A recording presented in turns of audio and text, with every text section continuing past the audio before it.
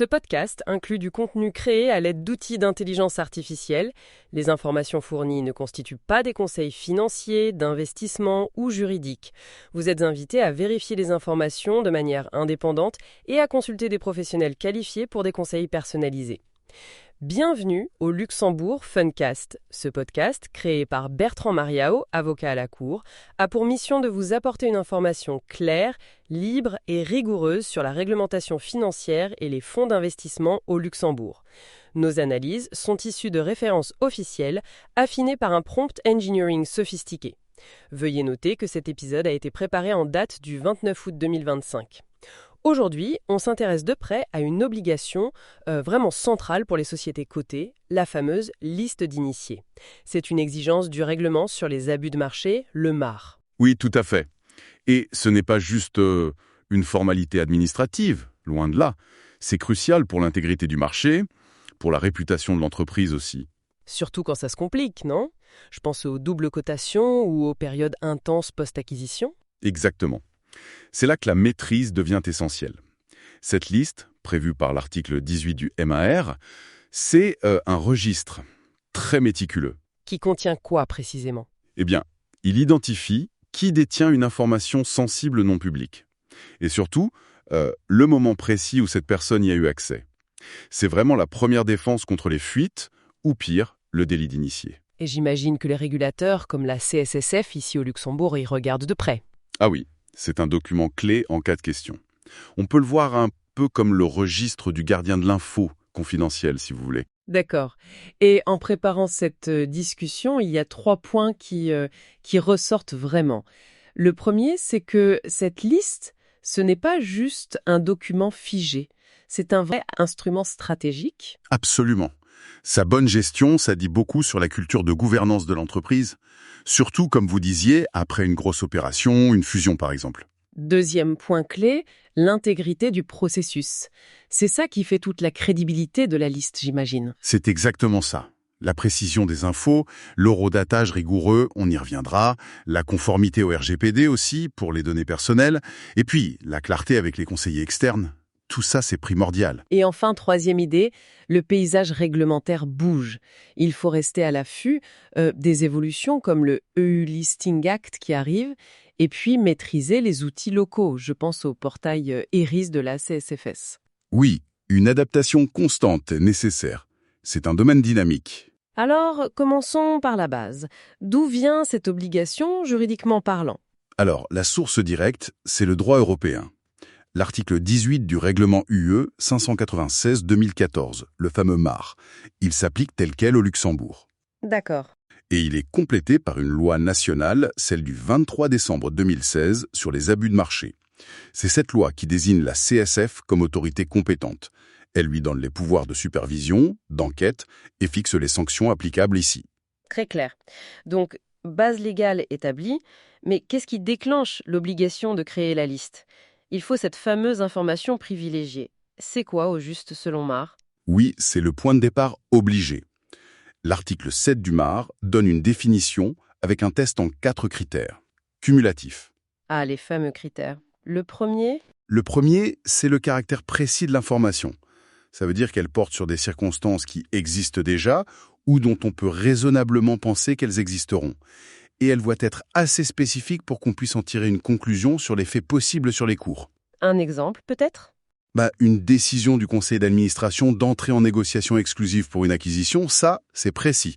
Une simple rumeur vague sur les marchés, non. D'accord. Précision. Ensuite ? Ensuite, l'information ne doit pas être publique. Logique. Troisièmement, elle doit concerner directement ou indirectement un ou plusieurs émetteurs ou instruments financiers. Et le quatrième critère ? Souvent le plus délicat à évaluer, non ? Oui, c'est le critère de l'effet sensible potentiel sur les cours. Si l'info était rendue publique, est-ce qu'elle influencerait de manière significative le prix ? C'est le test de l'investisseur raisonnable. Est-ce qu'un investisseur l'utiliserait pour décider d'acheter ou de vendre ? Ça paraît assez défini, mais on sait que dans la pratique, notamment pour les opérations de M&A, les choses sont plus progressives. MAR parle de processus étalé. Tout à fait. C'est une notion clé de l'article 7, paragraphe 3. MAR reconnaît qu'une opération complexe, type M&A, ça se déroule par étapes. Comme quoi, par exemple?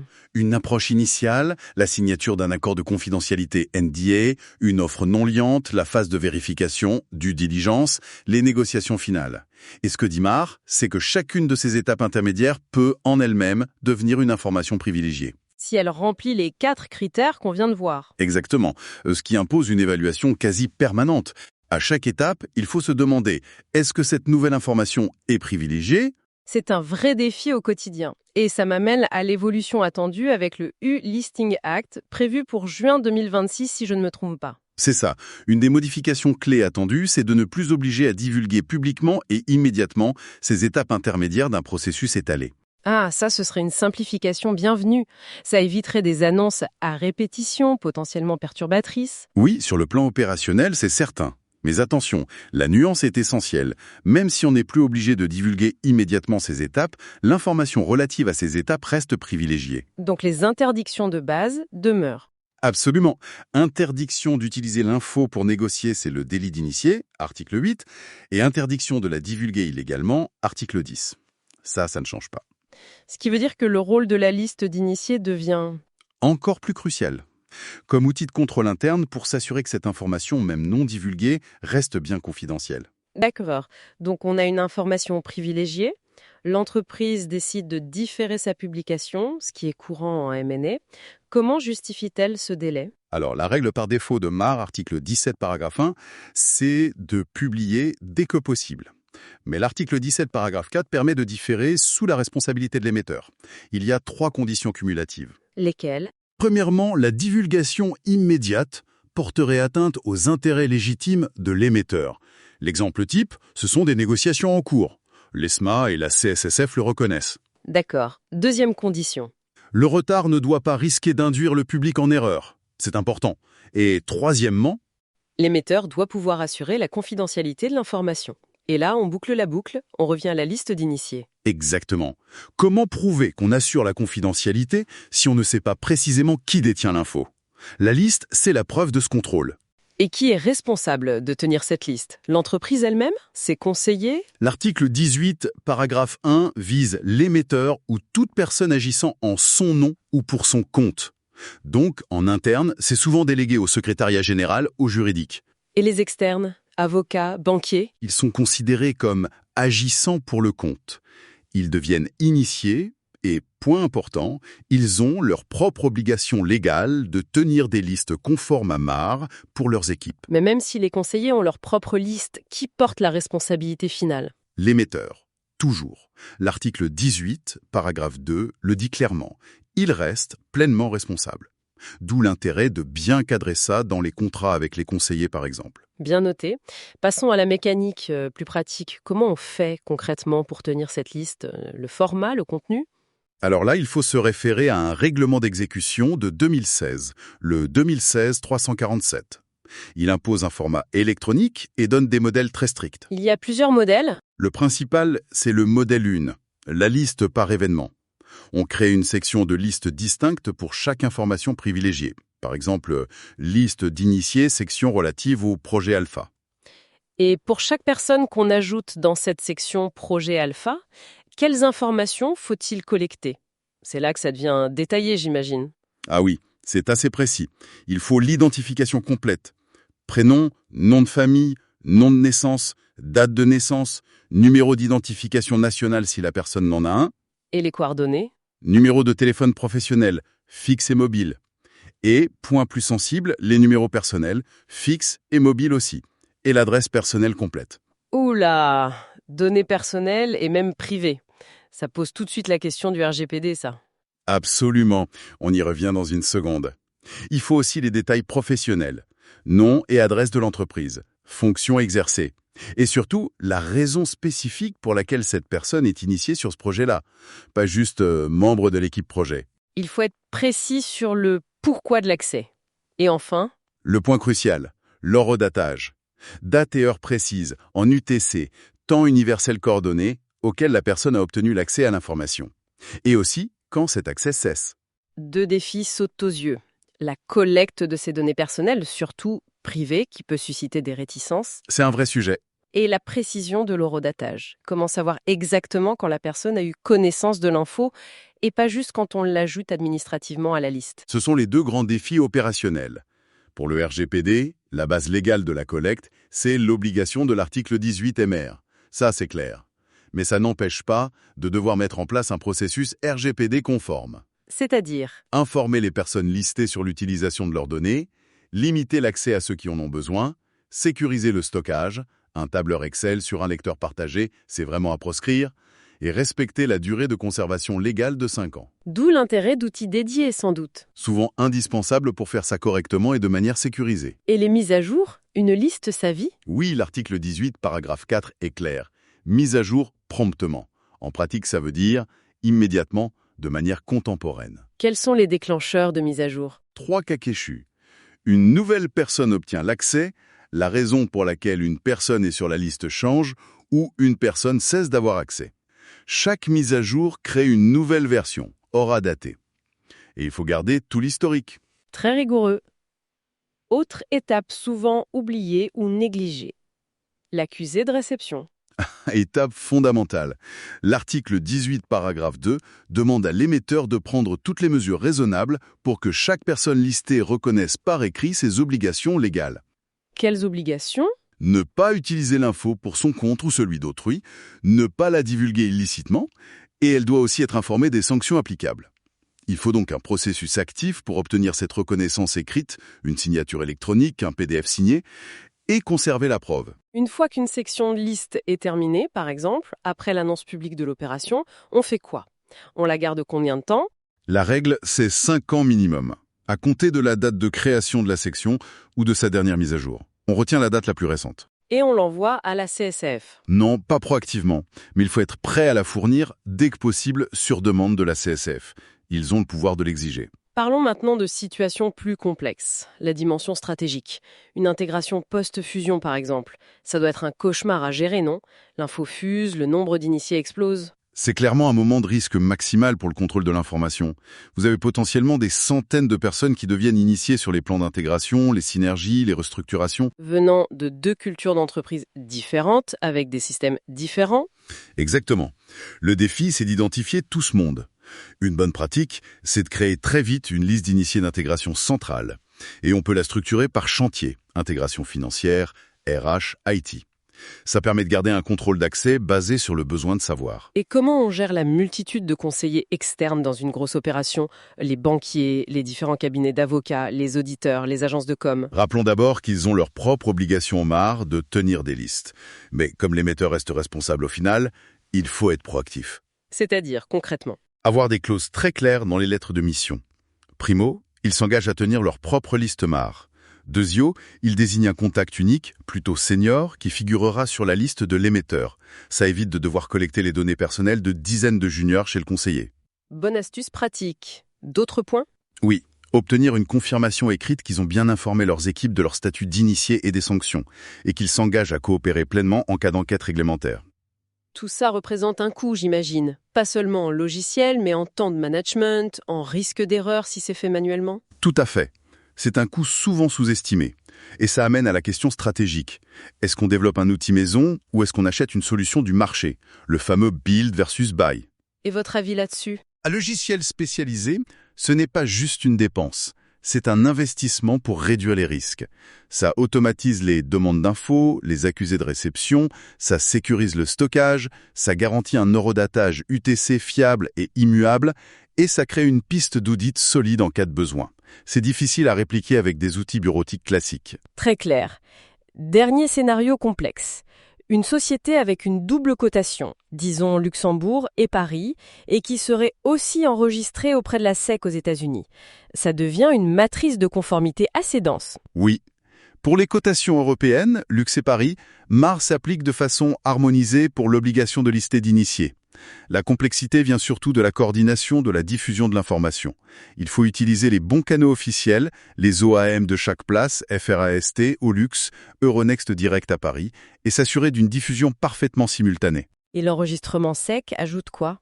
Il ajoute la réglementation américaine, notamment la Regulation FD, Fair Disclosure. Là où MAR vise à prévenir l'abus d'informations privilégiées, RegFD vise à prévenir sa diffusion sélective. Les deux sont très liés. En quel sens? Une fuite d'infos qui serait une violation de MAR, divulgation illicite, serait presque à coup sûr une violation de Reg FD, diffusion sélective, déclenchant une obligation de publication large et immédiate aux États-Unis. Donc, la meilleure approche, c'est d'avoir une politique globale. Oui, une politique unifiée de contrôle et diffusion de l'information, un processus interne unique pour identifier l'info sensible en appliquant les tests UE et US, pour coordonner les annonces, CSSF, AMF en France, LuxEssai, Euronext, SEC, et dans ce cadre, une gestion rigoureuse de la liste MAR est un pilier fondamental de ce contrôle global. Projetons-nous un peu, nous sommes fin août 2025. Quelles sont les évolutions réglementaires à anticiper, notamment avec ce EU Listing Act? Alors, suite à une consultation de l'ESMA début 2025, on s'attend à des propositions pour simplifier les normes techniques sur les listes d'initiés. Le changement le plus attendu serait une réduction des données personnelles à collecter. Ah, lesquelles pourraient disparaître? Probablement l'obligation de collecter le nom de naissance, les numéros de téléphone privés et l'adresse personnelle complète. Ce serait un vrai soulagement par rapport aux contraintes du RGPD. La date de naissance ne serait requise que si la personne n'a pas de numéro d'identification national. Ce serait effectivement une simplification notable. Autre chose à attendre du Listing Act sur ce sujet? Oui, on s'attend aussi à ce que la position très stricte de l'ESMA sur l'utilisation des listes d'initiés permanents soit renforcée, voire codifiée. C'est-à-dire? L'idée est de vraiment limiter cette catégorie à un cercle ultra restreint, typiquement CEO, CFO, peut-être le responsable juridique, et de pousser à utiliser les listes événementielles comme la norme quasi absolue.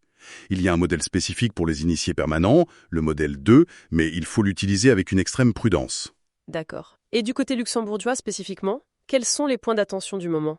La CSSF continue de mettre l'accent sur la robustesse des processus, des contrôles internes, la formation aussi, et un point très pratique, l'utilisation du portail IRIS de la CSSF est obligatoire depuis mai 2022 pour toutes les notifications liées à MAR. Y compris pour notifier qu'on a différé une annonce? Oui, la notification formelle expliquant pourquoi on a différé, selon les conditions de l'article 17.4, doit passer par IRIS, après que l'information a finalement été rendue publique. Ça demande une certaine logistique, notamment pour obtenir les certificats LuxTrust, ce qui peut être un petit défi pour des administrateurs ou conseillers basés à l'étranger. Et il faut aussi garder un œil sur ce que font les autres régulateurs, j'imagine. Oui, c'est toujours utile de suivre les interprétations ou les priorités d'application des régulateurs comme l'AFM aux Pays-Bas ou même la FCA au Royaume-Uni. Même s'ils ne sont plus dans l'UE, leurs approches peuvent influencer. Pour finir, si on essaye de prendre un peu de hauteur, au-delà d'éviter les amendes, quelle est la valeur stratégique de bien maîtriser cette fonction de liste d'initiés? C'est une excellente question. Je pense que c'est une opportunité pour la fonction secrétariat général ou juridique de montrer qu'elle est gardienne d'un actif absolument critique, l'information confidentielle de l'entreprise. Une sorte de forteresse informationnelle? C'est une bonne image. La liste d'initiés, c'est le registre central de cette forteresse. Qui a les clés, qui entre, qui sort, quand. Une mauvaise gestion, c'est une brèche potentielle. Ça expose à des attaques réglementaires, à la spéculation, à une perte de confiance terrible. Et inversement, une liste impeccable, c'est une défense solide. C'est la meilleure piste d'audit possible. C'est la preuve de contrôle robuste si jamais il y a une fuite ou une enquête. Ça construit la confiance avec tout le monde, les régulateurs, le conseil d'administration qui voit que le risque est géré, et le marché lui-même, car ça protège l'équité des transactions. C'est l'objectif même du MAR. Donc, pour résumer les points essentiels à retenir... Nos 3 points du début. Premièrement, considérer la liste d'initiés comme un outil stratégique, un baromètre de la bonne gouvernance, pas juste une corvée administrative. Deuxièmement, l'intégrité du processus est la clé de voûte. Collecte rigoureuse, conforme RGPD, mise à jour prompte et tracée, accusé de réception systématique. C'est ça la meilleure défense. Et troisièmement, le monde bouge, donc il faut rester agile, anticiper les évolutions réglementaires, comme celle du Listing Act, et maîtriser les aspects pratiques locaux, comme le portail ERIS. La vigilance est de mise. Merci beaucoup pour cet éclairage très complet. Avec plaisir. Merci de nous avoir écoutés. Pour soutenir notre travail, abonnez-vous sur Spotify, Apple Podcasts, où une note 5 étoiles nous aide beaucoup, et sur notre chaîne YouTube Rigor et Média. Vos commentaires et suggestions y sont les bienvenus. Retrouvez le lien vers notre podcast en anglais dans la description. À bientôt sur le Luxembourg Funcast. Ce podcast inclut du contenu créé à l'aide d'outils d'intelligence artificielle. Les informations fournies ne constituent pas des conseils financiers, d'investissement ou juridiques. Vous êtes invité à vérifier les informations de manière indépendante et à consulter des professionnels qualifiés pour des conseils personnalisés.